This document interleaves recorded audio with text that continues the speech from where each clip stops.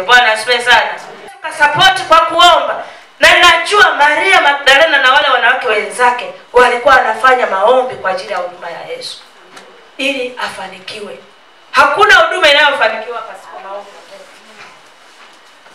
Kwa hiyo pengine unaona labda mbona mchungaji wetu hana upako sio nini? Muombee mchungaji wako apate upako. Muombee huduma yenye nguvu. Muombee ulinzi dhidi ya mashambulizi ya adui. Bwana asifiwe sana. Muombee mchungaji wako awe na huduma yenye nguvu.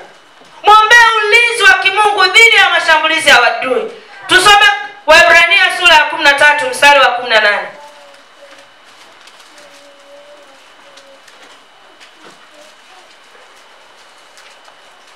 Soma pale.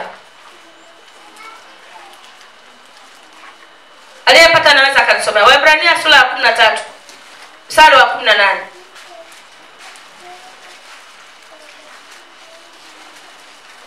Waebrania 13 18.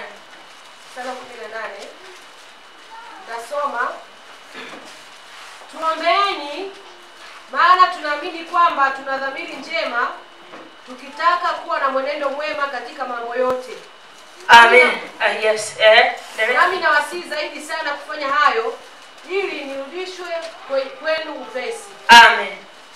Mwandishi wa Waebrania kuna wengine waga wanahisi ni Paulo. Kwa hiyo hapa anaandika anasema tuombeeni. Na mara nyingi sana Paulo alikuwa anahitaji maombi kutoka kwa makanisa aliyokuwa ameyafungua.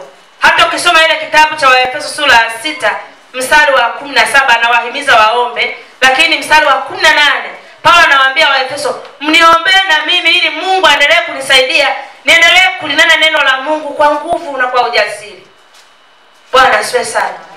Waombee watumishi wa Bwana.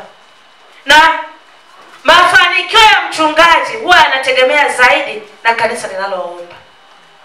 Kanisa ambalo haliombi, mafanikio ya mchungaji yanakuwa kidogo.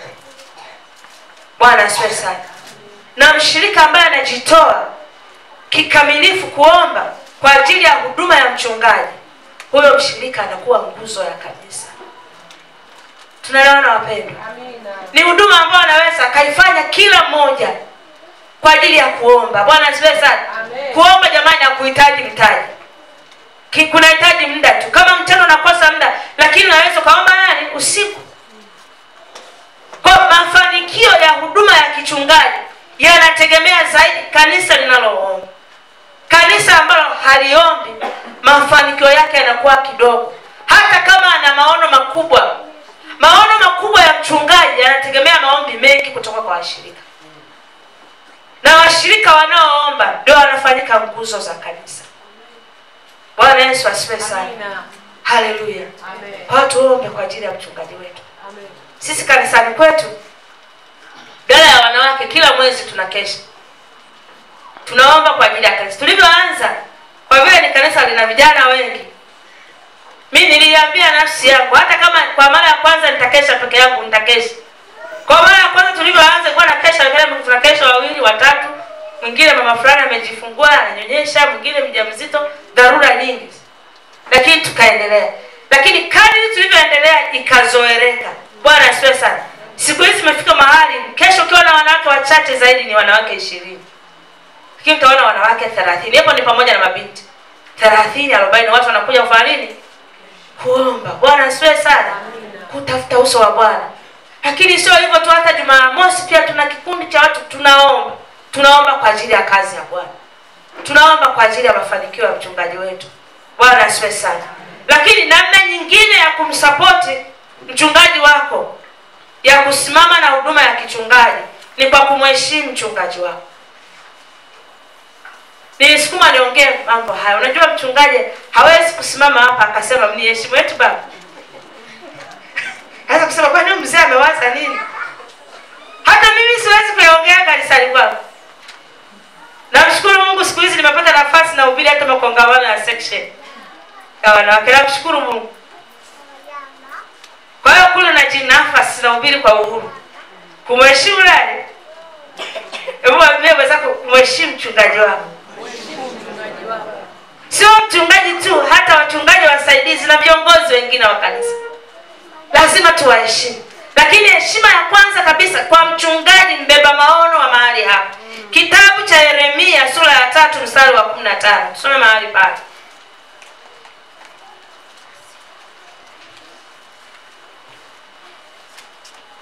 Yeremia sura ya 3 mstari wa 15.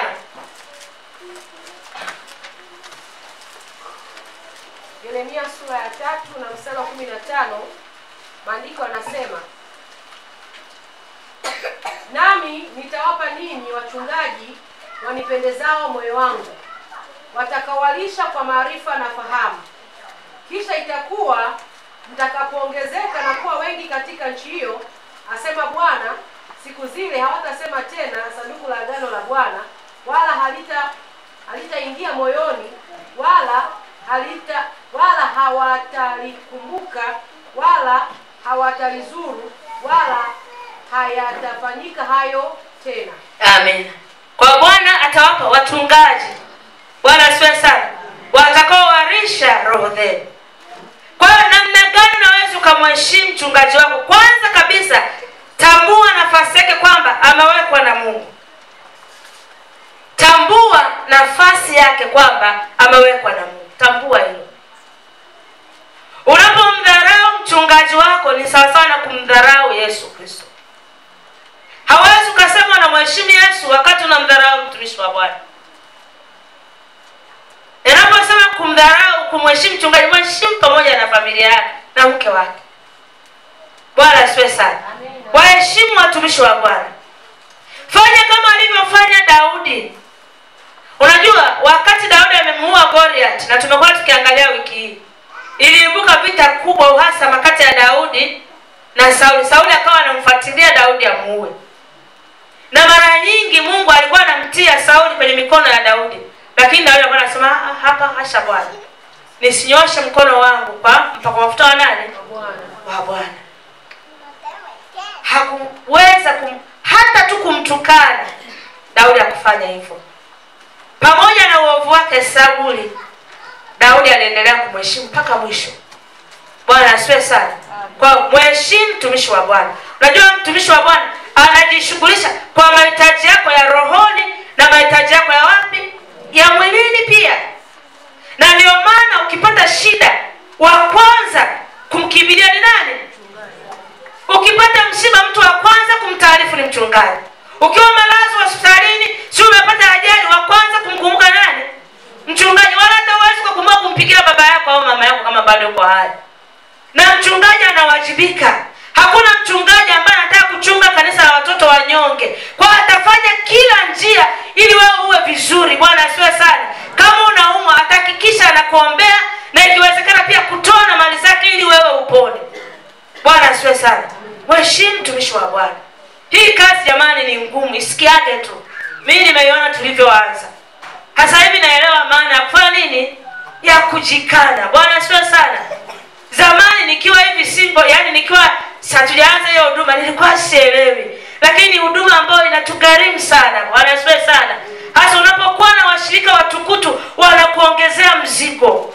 Ukiangalia hata orodha ya maombi, kwa mfano maombi yangu mimi naomba, sehemu kubwa ni kuomba kwa ajili ya washirika. Unaombea Mungu awainue, awasaidie. Unamwombea hata yule anayechechemea kiroho, Mungu amtie nguvu, amwezeshe. Bwana asifiwe sana. Kuna mwingine hana kazi, unawajibika naye. Kuna mwingine anasoma ni yatima. Unaona haeleweki, unaamua kumchukua nyumbani na kaa naye. Mimi nyumbani kwangu, mimi Mungu amesaidia watoto wawili. Kina familia kubwa. Kile ni yatima na kaa nao. Tunasali nao.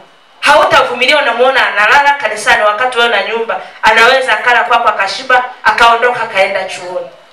Bwana asifiwe sana. Kwa tambua hiyo nafasi kwa kuheshimu watumishi wa nani? Wa Mungu. Lakini pia tusome ile Waebrania sura ya 13. Tulipokuwa tumesoma mahali pale. Pastor Joel utafungua Wathesalonike wa kwanza sura ya 5 mstari wa 12 hadi wa 13. Waebrania sura ya 13 mstari wa 17. Biblia inasema, watiini wenye kuwaongoza na kuwanyenyekea, maana wao wanakesha kwa ajili ya roho zenu, kama watu watakaotoa hesabu, ili kwamba wafanye hivyo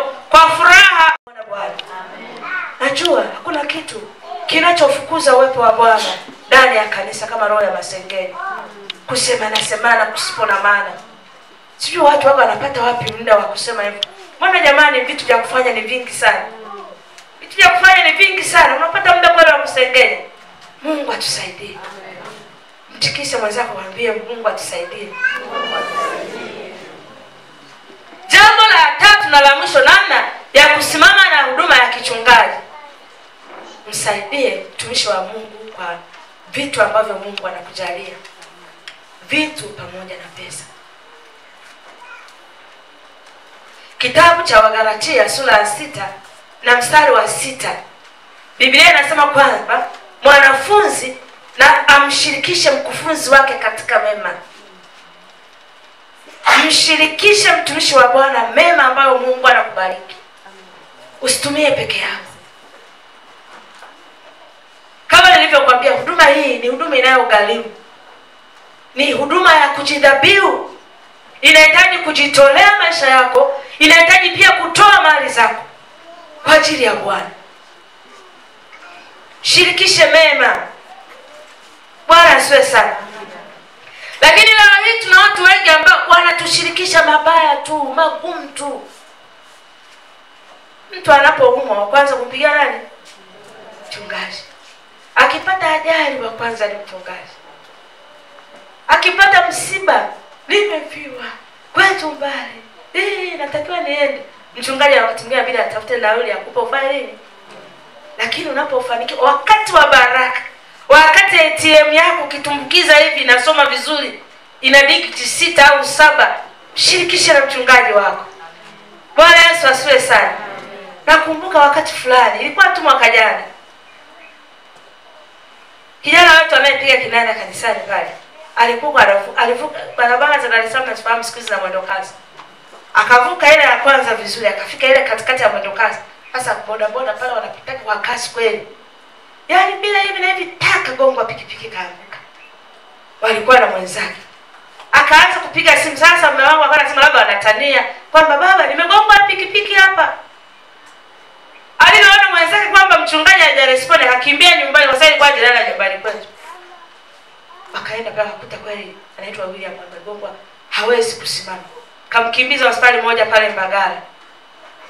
Akalipa hela haraka pale kama 200,000 kwamba atafunga POP. Basi mchungaji akarudi akawacha na kijana mwingine tunaendelea. Mimi nilikuwa nimeenda chuo cha Biblia. Ndio maana nasoma Global pale Ubungo. Bwana asifiwe sana. Kuna wakati ni stop, ila sasa hivi naendelea kwa kasi sana. Bwana asifiwe sana. Usiku saa 8 tunapigiwa simu ile mgonjwa amepelekwa Muhimbili, mguu umeshindikana pale. Kwa hiyo asubuhi tukaamka kwenda wapi? Mchungaji aliondoka saa 11. Kile kijana kwao ni Iringa. Kufika pale Muhimbili, haraka anapima, akasema mzee toa 50. Akatoa.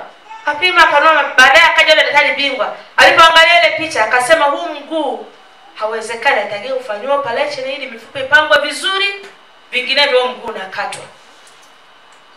Haya, tangu jana mpaka hapo zimeshatumika 500,000.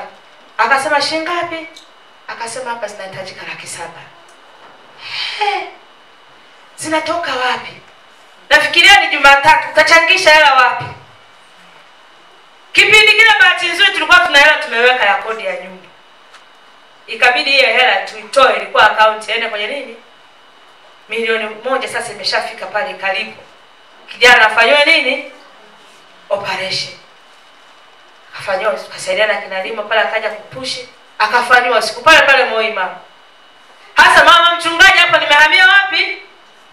Hospitali. Kijana ni single yuko Dar es Salaam. Wazazi wako wapi?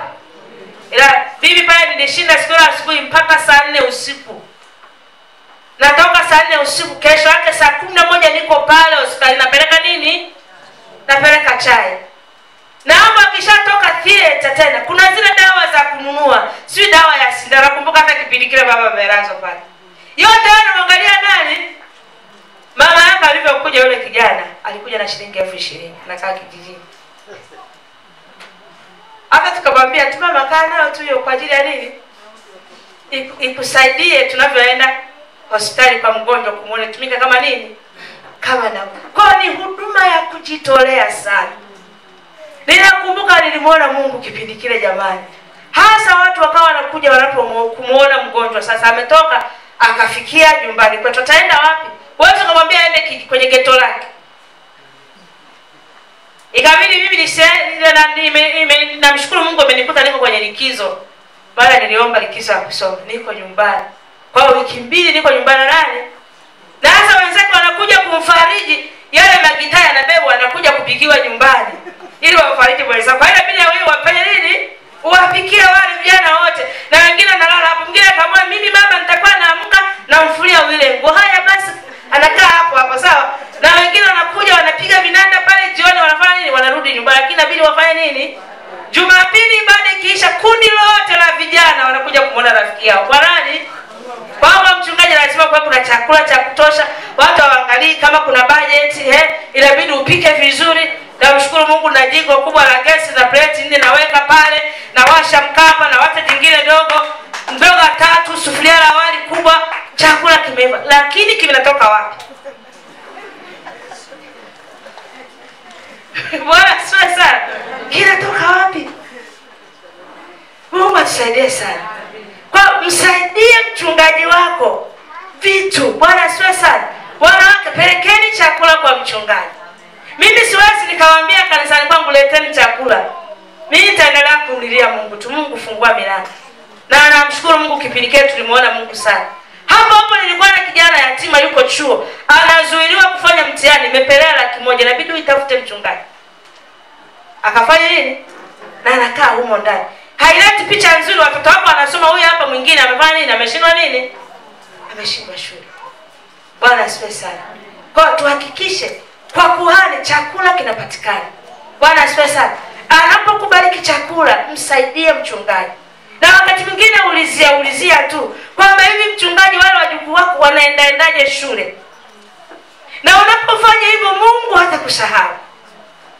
Yaani Mungu hapa anaonekana sana na watu wanaosimama vizuri na wachungaji wao. Mungu anaonekana sana. Mimi nawakumbuka dada fulani hao niliosema mapacha wawili wanaolewa. Walikuja hapo kanisani wakiwa first, rafiki baba anafahamu.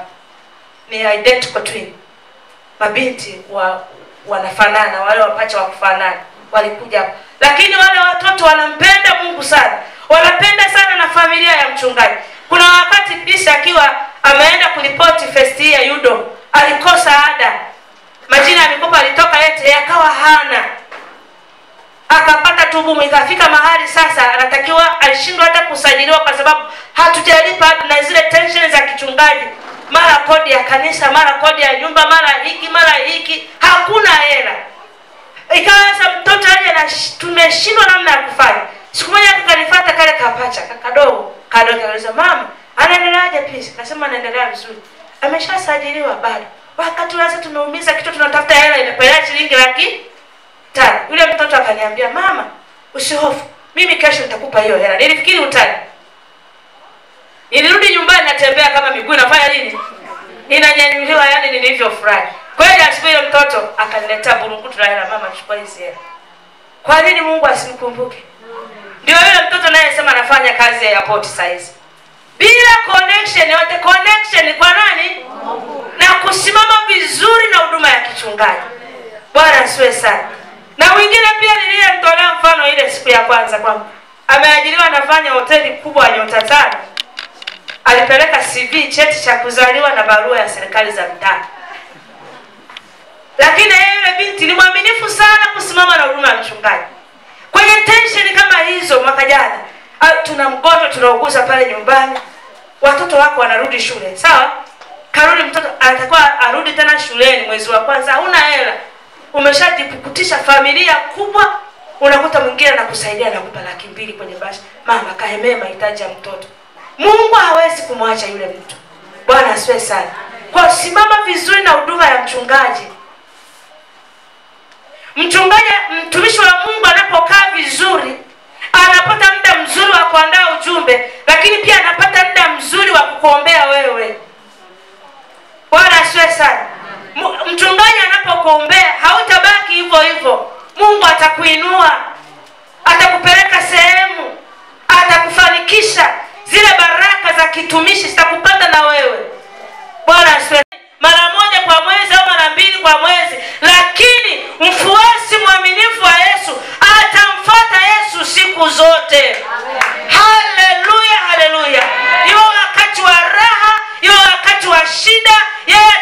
kumfuata Yesu kwa sababu anamjua yule aliyemwamini.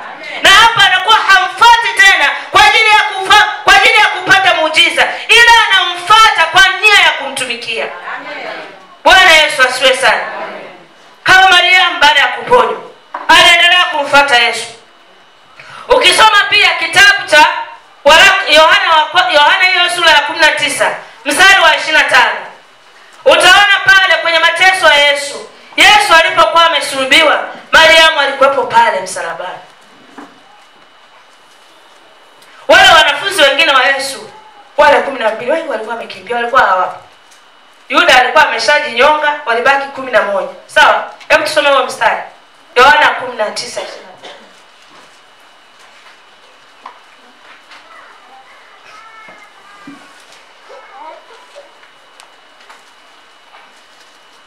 Mstari wa 25. Na penye msalaba wake Yesu walikuwa wamesimama mamaye na umbu la mamaye, Mariamu wa Klopa na Mariamu Magdalena. Bwana asifiwe sana. Kwenye msalaba wa Yesu wanataja wao watu waliokuwa wamesimama. Alikuwepo mama yake, umbu la mamaye ni maana yake dada yake, dada wa mama yake, Mariamu wa Klopa na Mariamu Magdalena. Hiki kilikuwa kipindi kigumu sana kwa Yesu akiwa pale msalabani.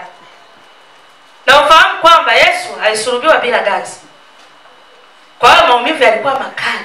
Na alipopigiliwa pale msalabani, msalaba ulipoinuliwa, Yesu aliendelea kukaa kwa muda wa masaa kama 6. Maana Yesu alisulubiwa kama saa 3 asubuhi. Akaja akafa saa 9. Kwa hiyo alikuwa maumivu makali sana. Kwa hiyo mimi nahisi wale wa mama walikuwa wanamtia moyo Yesu. Hivi unaonaje ukiwa unaumwa sana? Ukiona wenzako wanakuja, si unaona angalau afadhali, si ndio? Unatiwa nguvu. Hivi unaonaje ufanywe operation hospitalini, ule muda wa kuona wagonjwa wewe hakuna ndugu hata mmoja anayetoka, utajisikiaje? Yaani wodi waga linafunguliwa saa 10 kamili jioni, si ndio? Yaani kuanzia saa 10 kamili mpaka saa 12 hakuna mtu, mpaka yule nesi wa zamu anaanza kufukuza watu watoke. Wewe hakuna hata mgonjwa aliyekuja kuona, utajisikiaje? Unajisikia vibaya eti? Vibaya sana kwamba wewe umebaki na nesi. Hapo wenzako wanakula, wanaongea na wenzao, na ndugu zao wanatiwa moyo. Utajisikia vibaya. Kwa hiyo mama alikuwepo pale kwenye msalaba wa Yesu, na Yesu walikuwa wanamtia moyo. Wanamtia moyo pamoja na wale wanawake. Pengine walikuwa wanaomba kimoyo moyo. Bwana asifiwe sana. Na Yesu naye anajisikia vizuri. Bwana asifiwe sana. Huo ndio ufuasi uaminifu wa Yesu. Na mimi natafakari na nawaza, sijui wale ambao Yesu aliwafanyia muujiza walikuwa wapi? Maana Yesu akiwa hapa duniani aliponya watu wengi sana. Sijui walikuwa wapi? Na wale wanafunzi wengine 10 walikuwa wamekimbia kwenda kujificha. Hawapo 11. Lakini walibaki wanawake. Bwana asifiwe sana. Kwa huyu mama alikuwa mfuasi mwaminifu wa Yesu. Lakini pia alikuwa mfuasi pia mwenye unyofu wa moyo. Kwa nini nasema mwenye unyofu wa moyo? Kwa sababu injili ya Yesu mara zote ilikuwa ni injili ngumu. Yesu alikuwa anahubiri injili ya kujikana. Bwana asifiwe sana. Injili yenye unyofu wa moyo, kwa Kiingereza ningesema sincerity. Sawa pendo. Alikuwa na moyo ambao ni mnyofu. Moyo ambao hauna unafiki. Hakumfuata Yesu ili apate maslahi. Alimfuata Yesu kwa nia ya kumtumikia. Hakumfuata Yesu kwa nia ya kujipendekeza kwake, ila alimfuata Yesu kwa nia kufanya nini? Ya kumtumikia. Bwana asifiwe sana. Alikuwa na moyo mnyofu. Na tunaposema moyo mnyofu na maana gani? Ni moyo ambao ndani yake hauna hila, hauna unafiki. Moyo ambao ndani yake inaoana na pia kwa nje. Moyo ambao anachokisema kinaafikiana na matendo yake. Bwana asifiwe sana. Ndio ufuasi wa kweli wa Yesu. Lazima tufike mahali tuwe na mioyo iliyonyoka mbele za Bwana. Maisha yetu ya ndani yaoane na kile kitu watu wanachokiona. Watu wanachokiona yani kitoe picha halisi ya maisha yetu ya ndani yakoje. Bwana asifiwe sana. Ndio moyo kama aliokuwa nao Mariamu Magdalena. Maria Magdalena angekuwa na moyo uliopinda, asingeweza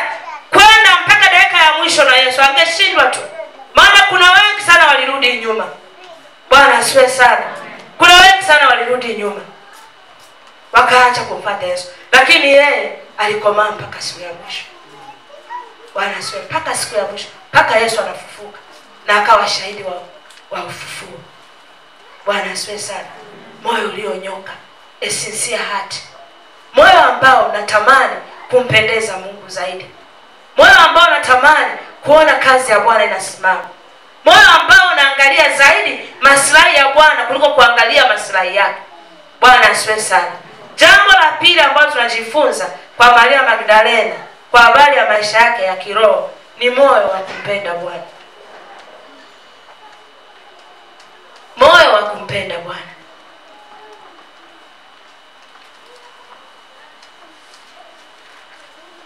Ukiangalia kwenye ile mstari tuliyosoma, hata kile kitendo tu cha kwenda usiku kabla hakujapambazuka vizuri kilikuwa ni kitendo cha kuhatarisha maisha yake. Huyu mama kaenda pale na anajua kabisa kuna maaskari, sijui alijiamini nini. Akaenda pale, alivyokuta hayupo Yesu, akarudi akawapasha wanafunzi wa Yesu, wakarudi. Baadaye wale wenzake wakamwacha pale, maana walivyoangalia vile vitambaa, wakaangalia kaburi liko tupu, wakaona vitambaa, wakaamua kuondoka, wakamwacha pale. Lakini yeye akabaki pale. Kitu gani kilimfanya abaki pale? Ni ule moyo wa kumpenda Bwana. Bwana asifiwe sana. Akawa amesimama pale nje ya kaburi, anachungulia huku analia. Wapendwa, huwezi kulia kama mtu, huwezi kumlilia mtu ambaye haumpendi. Sawa? Kwa hiyo kile kitendo cha kulia ilikuwa inaonyesha huyu mama anampenda Yesu. Alikuwa anaumia, sasa wamempeleka wapi? Amekaa pale mnyonga analia, anaangalia mle kaburini. Na alipoangalia mle kaburini, akaona malaika wangapi? Amesema 2. Baadaye alipogeuka nyuma, akamwona Yesu. Bwana asifiwe sana. Moyo wa kumpenda nini? Bwana. Moyo wa kumpenda Bwana wanga hauangalii wingi wa watu. Moyo wa kumpenda Bwana unajituma kibinafsi. Kwa mfano wiki hii walikuwa wametangaza maombi. Bwana asifiwe sana. Unaweza ukaamua kuja hata bila hamasa kwa sababu unampenda nini? Unampenda Bwana. Unaweza ukaamua ukaja hapo kaomba.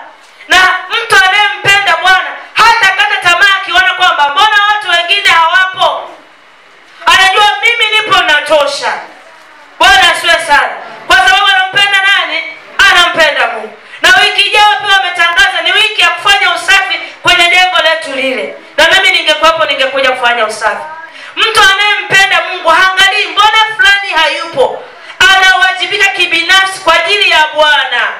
Bwana Yesu asifiwe sana. Na niwaambie wapendwa, Mungu anajifunua kwa wale wanaompenda. Sio kila mtu atamwona Bwana, isipokuwa Mungu anaangalia shauku ya ndani. Tunaona kwenye lile kaburi, alienda Petro, alienda Yohana, lakini Petro na Yohana waliambulia kuona vitambaa na sanda na kaburi liko wazi alimokuwa amezikwa Yesu. Lakini huyu mama kwa sababu alikuwa anampenda Bwana, aliweza kuona malaika na akamwona Yesu mwenyewe. Bwana Yesu asifiwe sana. Biblia inasema kitabu cha Mithali sura ya 8 na mstari wa 17, neno la Mungu linasema, na wapenda wale wanipendao na wale wanitafutao kwa bidii wataniona. Bwana asifiwe sana. Kumpenda Bwana kunaambatana na bidii. Huwezi kumpenda Bwana wakati wewe ni mvivu. Huwezi ukasema unampenda Bwana wakati unathamini kazi zako zaidi kuliko utumishi wa Bwana. Kumpenda Bwana kunaambatana na juhudi wapenda. Hebu muulize mwenzako, unampenda Mungu kweli?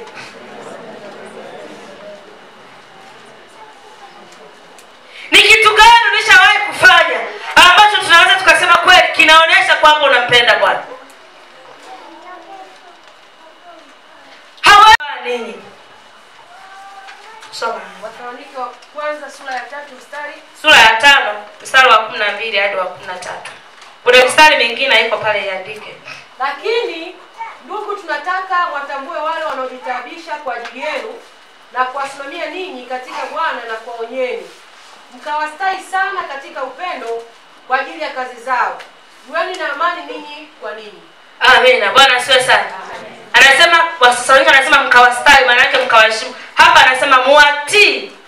wananyenyekea, wanakesha kwa ajili ya roho zenu. Mfanye hivyo ili wamtumikia Mungu kwa furaha.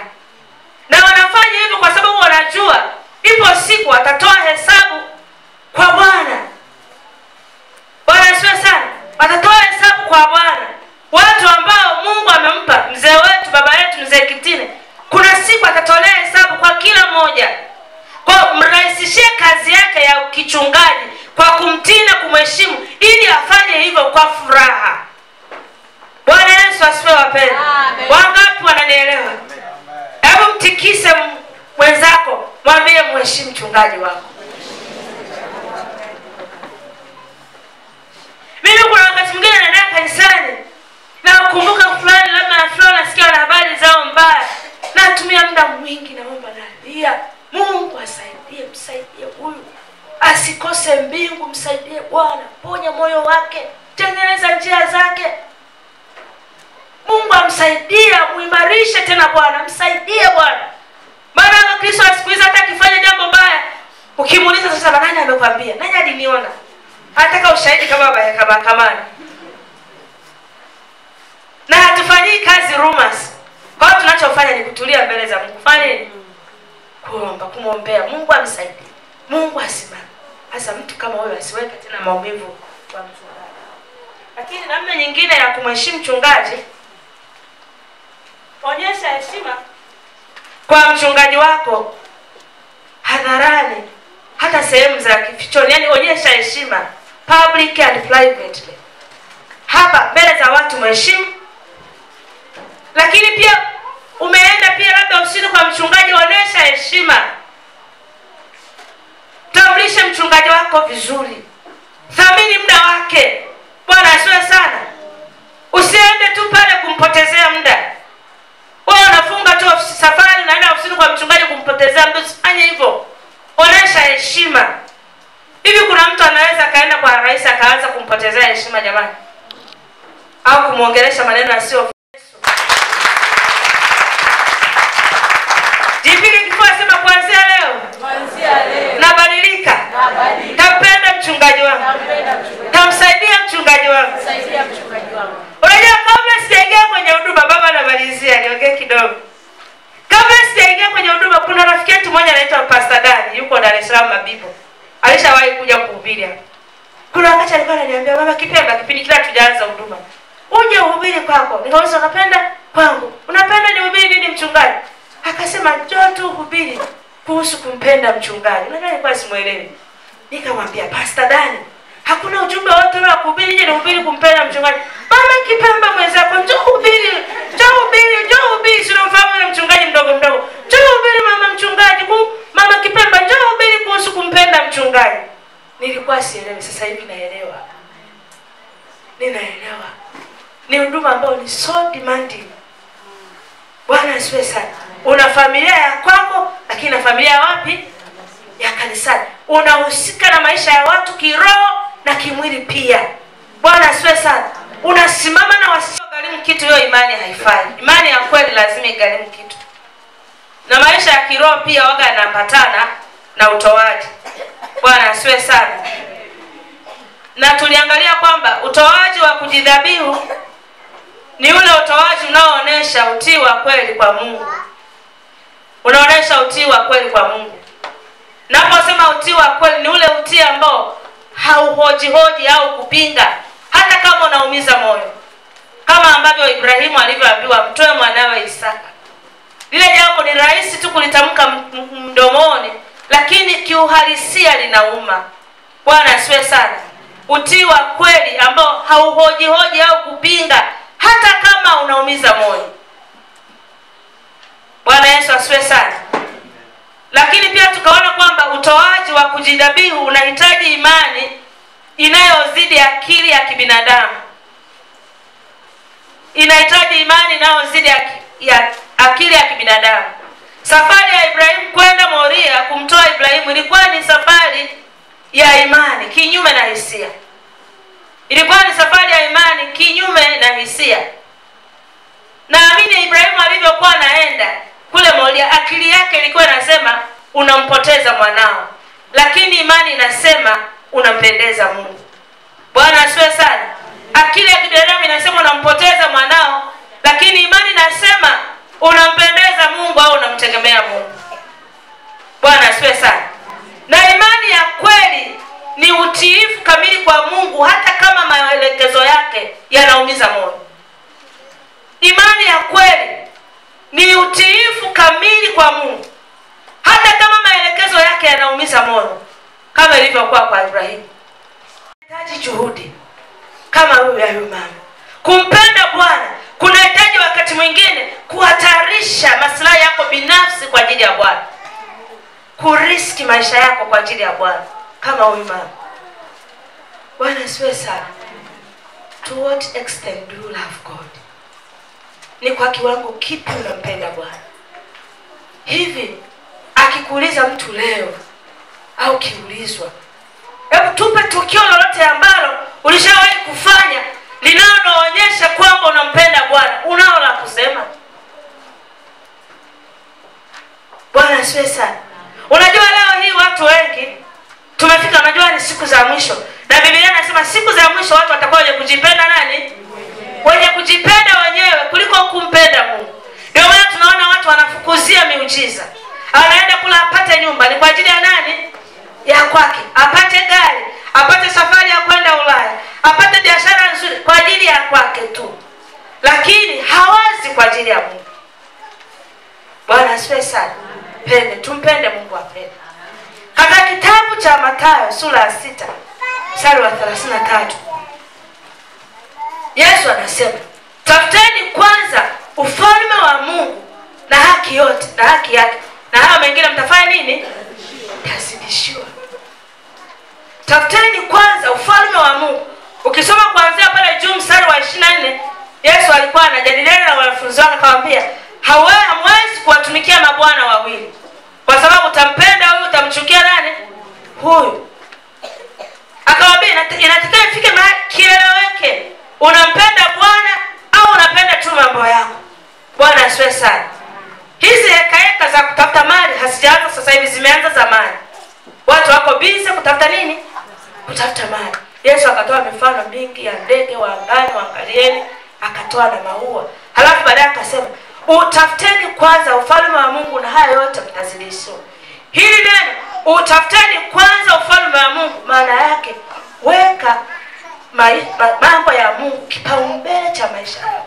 Amen. Bwana asifiwe sana. Anaposema utafuteni kwanza ufalme wa Mungu, maana yake fanya mambo ya Mungu kipaumbele cha maisha yako. Mambo ya Mungu kwanza, halafu mengine afanye nini? Yafuate. Hata kama unatafuta pesa, angalia usitumie vibaya muda. Angalia ule muda wa Mungu. Mimi nimeshangaa wiki hii, baba samani, yaani watu walikuwa wanakuja wachache. Unaweza kufikiria baba hili kanisa lina watu 50. Tuko wengi. Lakini sidhani kama watu wote kwetu tulikuwa busy kwenye kazi zetu. Mwingine labda kwenye kazi. Kuna mwingine hata siku moja hakufunga, wiki nzima anakula. Unakula wiki nzima, mtumishi wa Bwana. Una raha gani? Kama unakosa cha kuombea, hata kuombea taifa nalo limekushinda. Si unaona taifa letu lina misukosuko mingi ya uchaguzi. Hata tukufunga kwa ajili ya taifa lako hamna. Hapo Jumapili unakuja kanisani, Jumapili. Na mwingine anakuja mara 2 kwa wiki. Huyo naye anasema anampenda nani? Anampenda Bwana. Na ndio maana sio ajabu ndani ya kanisa tukawa na watu wanakabwa na wachawi. Kabisa. Wapo. Ndani ya kanisa kwa kuna watu wanaogopa wachawi. Yule anayempenda Mungu haogopi wachawi. Bwana asifiwe sana. Haogopi nini? Watakudhuru nini? Si una Mungu. Lakini ambaye hampendi Bwana, unaweza kuwa unasutana na watu, unawahisi kwa wanakuloga, sio? Unaenda kwenye marafiki, kuna rafiki mmoja alipata tabia, anawakaribisha watu, anatangaza kwenye media kwamba mje Jumapili tunaenda kujifunza namna ya kumtambua mchawi wako. Ibada ya kumtambua mchawi wako, sio kumtambua Yesu. Kumtambua nani? Halafu kisha mtambua ili iweje? Si ndio ufitina sasa? Hizo ndio chonganishi. Jambo la 3 tunalojifunza kwa Maria Magdalena ni kusimama na huduma ya Yesu.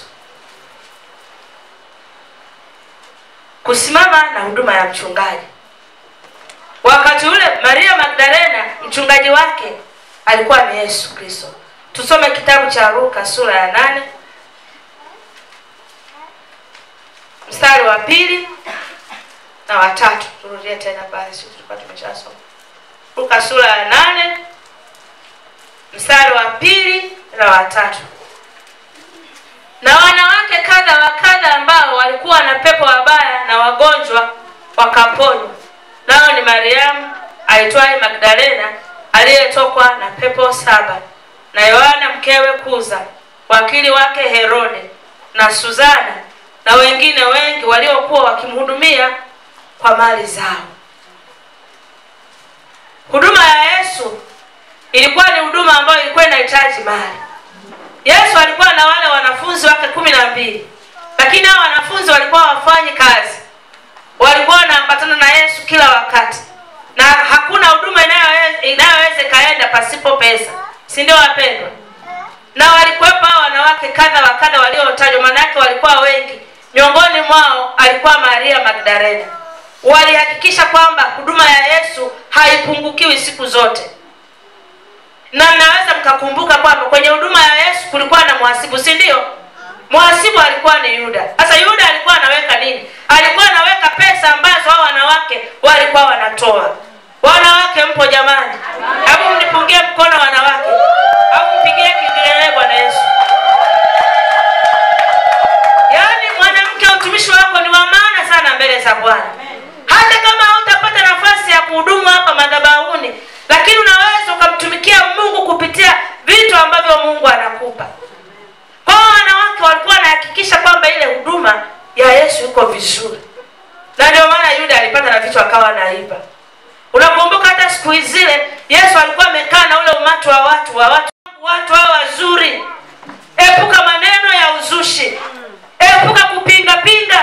Kuna mwingine kila jambo anapinga. Hasa unataka ili iweje? Leta basi ushauri wako. Lakini pia epuka masengenyo. Sio kumsengenya mchungaji tu, lakini hata sisi wenyewe tuepuke masengenyo. Mungu atusaidie wana wa Mungu. Hakuna kitu kinachovunja umoja wa kanisa kama masengenyo, kama maneno yasiyo na maana. Mungu atusaidie. Biblia inasema Wakorintho wa kwanza sura ya 15 mstari wa 33, Biblia inasema msidanganyike, mazungumzo mabaya na haribu tabia njema. Mazungumzo mabaya na haribu kanisa. Mazungumzo mabaya na vunja umoja wa kanisa. Bwana asifiwe sana. Tuheshimiane, tupendane, tusemeane vizuri. Bwana Yesu asifiwe sana. Na nielewa watumishi wa Bwana. Punga mkono namna hii. Mheshimu kila mtu. Bwana asifiwe sana. Mheshimu kila mtu.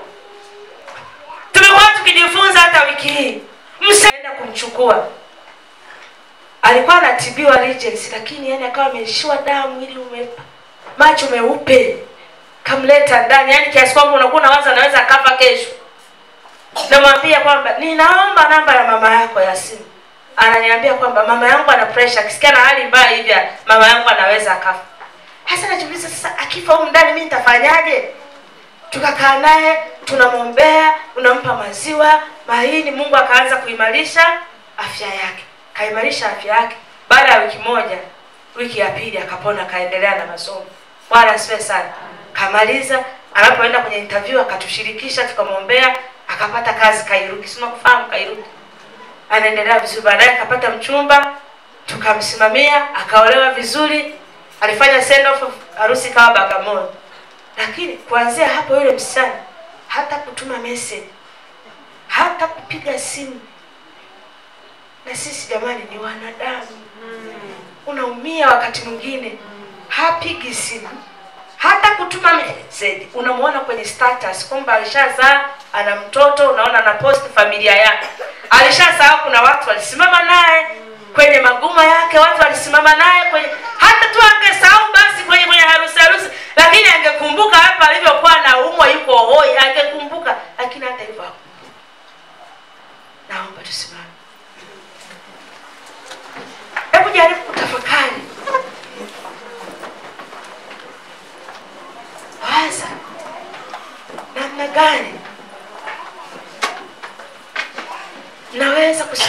vizuri na huduma ya mchungaji wangu? Ulishawahi kumfanyia kitu chochote kizuri mchungaji wako? Hata kumtumia vocha tu.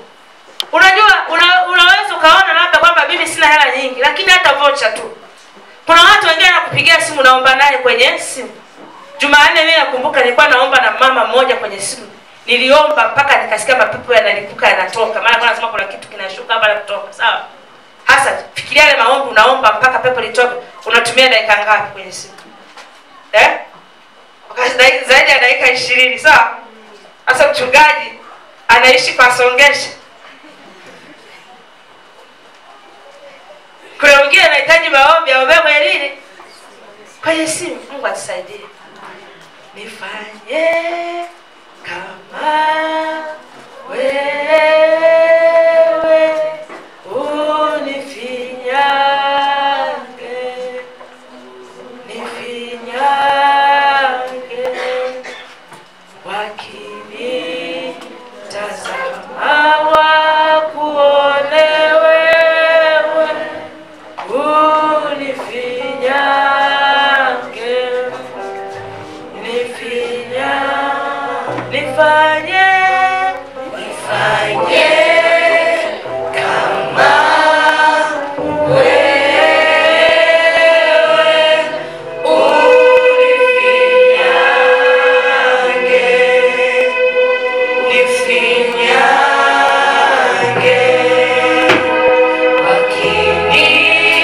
wakinitazama wakuone